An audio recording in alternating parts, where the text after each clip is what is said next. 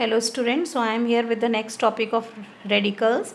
Before this topic I have already finished valency, variable valency and significance of molecular formula, and with relation to these topics I gave you homework to write the answers of 3 questions. I hope everyone has done it, and please make a copy, try to make a fair copy and try to write the notes if you are preparing, as well as the homework which I am giving to you. Try to write it in your copy. Whenever the school will reopen, I would definitely like to check your copy and to see the work which is done.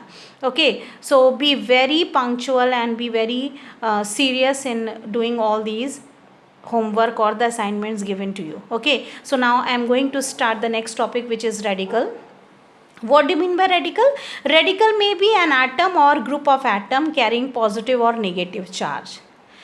Atom, it is neutral. Neutral means it contains same number of electrons and protons. That's why it does not carry any charge. It is neutral. But in order to become stable, atoms are unstable if their valence shell is not complete. So in order to complete their valence shell, they may have to lose or gain electrons. So in both the condition, if an atom has to lose electron, it will acquire a positive charge due to loss of electron and due to extra proton. Or when an atom is gaining electron in order to become stable, then it will acquire a negative charge due to extra electron. So once the atom has participated in the reaction to make itself stable by losing or gaining electron, then it will no longer a neutral atom. It will convert into ion or the charged particle, which will be known as radical. Is it clear? Atom before the reaction is neutral when it contains same number of electrons and protons. But as I told you, atoms are unstable if their valence shell is incomplete. Then they have to complete their valence shell. For that reason, they have to lose or gain electron. I am not talking about sharing. I am just talking about losing or gaining the electron. So when the atom loses or gain electron, it will no longer remain neutral. It carries either positive or negative charge. So whenever an atom loses electron, remember this thing, whenever atom loses electron, it carries positive charge, and when atom gains electron, it carries negative charge. So now when the atom has become charged, then it is said to be a radical. Okay, now radical may be a single atom or it may be a group of atom. Now let me explain you how we can classify the radical in 3 different ways. Okay, अगर हम एक simple तरीके से radical को classify करेंगे, then we can divide it into 2 parts, simple radicals और compound radical. The easiest way to classify radical into 2 forms, simple or compound radical. So when I am talking about simple radical means if it is having only one atom which contain charged. Okay, simple radical means if only one atom is carrying charge, doesn't matter whether positive or negative, it will be considered to be simple radical. So here are few examples. Only one atom, sodium positive charge, with one atom potassium positive charge, one atom only nitrogen 3 minus, one atom only chlorine 1 minus. So all these are example of simple radicals, because in all these radicals only one atom is present with positive or negative charge. And when we are talking about compound radicals, very easy. Compound radical means when there are more than one atom and which carry a unit positive or negative charge. Is it clear? Unit positive or negative charge से मेरा क्या मतलब है? The group of atoms will be acting as a single unit.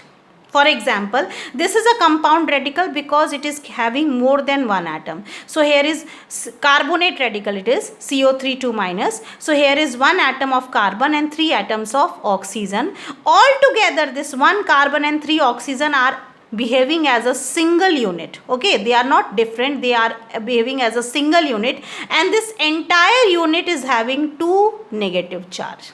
Okay, so you can't say that this 2 negative charge is over the carbon or this 2 negative charge is over the oxygen. The entire CO3, total 4 atoms are there, 1 carbon and 3 oxygen. All these 4 atoms are acting as a single unit and they carry 2 minus charge. Okay, so that's why it is a compound radical, because more than one atom are present. Same is SO4 2 minus, then NO3 minus, or CH3COO minus. So all these are examples of compound radicals which are carrying more than one atom and with charge. Now another way of classifying radical is, you can call radical as basic radical or acidic radical. Okay, radical may be either basic or acidic. Very important to know this classification.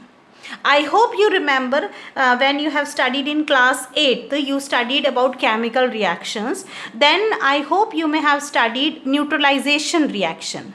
So whenever we are talking about neutralization reaction, it is reaction between acid and base to form salt and water. I hope you have recalled your memory. So when acid react with base to give salt and water, the type of reaction is known as neutralization. Okay, so whenever the salt is formed, every salt is always made up of basic and acidic radical. When one equal number of basic and acidic radicals combine, they give rise to salt. Okay, now what do you mean by a base? ध्यान से समझना, शायद ये topic इससे पहले नहीं पढ़ा हो. What do you mean by base? Base is nothing, it may be a metal oxide or a metal hydroxides. Okay, so when you are talking about metals generally आपको पता है, they may be sodium, potassium, calcium, magnesium, iron, zinc, lead. All these are metals. So if these metals are making their oxides or their hydroxides, for example sodium का oxide हो या sodium का hydroxide, potassium oxide or potassium hydroxide, magnesium oxide or magnesium hydroxide, calcium oxide, calcium hydroxide, all these metals, their oxides or hydroxides are known as base. Acid, you know, mainly three acids are well familiar to you. They are HCl, that is hydrochloric acid, H2SO4 which is sulfuric acid, and HNO3 which is nitric acid. What is common in all these three acids? HCl, HNO3 and H2SO4. HCl, HNO3 and H2SO4. Can you see what is common? Yes, all these compounds have one common thing, that is presence of hydrogen. So acids are nothing, these are the compounds which carry at least one hydrogen atom which can be released in their aqueous form. Is it clear? Acids वो compound होते हैं जिसमें कम से कम एक hydrogen का atom होता है और ये हाइड्रोजन का एटम ईजिली रिलीज हो जाता है इनके एक्वस सॉल्यूशन में, यानी कि जब आप इनको वाटर में डिजोल्व करोगे, they will readily release there hydrogen ion. H form के H प्लस के फॉर्म में ये अपने हाइड्रोजन को वाटर में रिलीज कर देंगे. That's why they are acid. Okay, so I told you the definition और the meaning of base and acid. Bases are metal oxides और metal hydroxides. Acids are the compound which mainly have hydrogen which can be released in their aqueous form. So when we are talking about neutralization, neutralization is reaction between base and acid to form salt and water. So how can you differentiate the or how can you identify the basic and acidic radical in salt? This is the salt. Let me consider one example. Base हमने यहाँ पे sodium जो कि एक metal है उसका hydroxide लिया है. So it is a base sodium hydroxide. Acid I have taken here is HCl, that is hydrochloric acid. You know that it will form sodium chloride which is salt and water. Now if you see this salt, sodium chloride, this it has two parts, sodium, and this part is chloride. So you can easily find out the basic and acidic radical because the radical, this part that is sodium part, where it comes, this sodium part is given from the base. So the part of the salt which is contributed by base is called basic radical. And the part of the salt, this chloride ion, ये कहाँ से आया है? ये आया है HCl से. So this part of the salt which is contributed by acid is called acidic radical.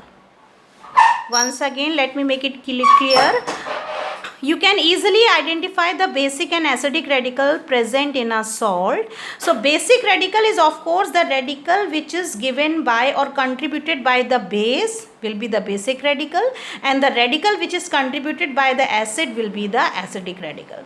और इससे भी सिंपलर फॉर्म क्या होगा, जो भी आप सॉल्ट कंसिडर करते हैं, जो उसका फर्स्ट पार्ट होता है इज ऑलवेज द कैटायन और the positive part, and it will be basic always, and the next part is the negatively charged anion and that will be the acidic radical. किसी भी salt में हमेशा जो आगे का पार्ट होता है वो बेसिक होता है जो कि पॉजिटिवली चार्ज होता है, और जो पीछे का पार्ट होता है वो एसिडिक होता है जो कि नेगेटिवली चार्ज होता है. So one more classification of radical is there, almost same which we have just studied. Radical may be either electropositive or electronegative. Electropositive radicals are cations, positively charged, and electronegative radicals are anions which are negatively charged. Okay, so try to go through this video 2-3 times to make this difference between the radicals, type of radicals clear to you. So try to go through all the 3 types of classification. First classification was radical may be simple or compound. Second classification, radical may be basic or acidic. Third classification, radical may be electropositive or cation as well as electronegative or anion. So after going through this video, this is very strict warning to everyone, just to do this homework which is learning of the valency. So a table, I have already sent you 4 pages, a table is there, and in that table all the positive and negative valencies are given to try. So try to learn them not by just orally revising. If you think that I have learned the first part of the valency, that is you have learned monovalent cation. Monovalent मतलब one charge, और cation है तो positive charge.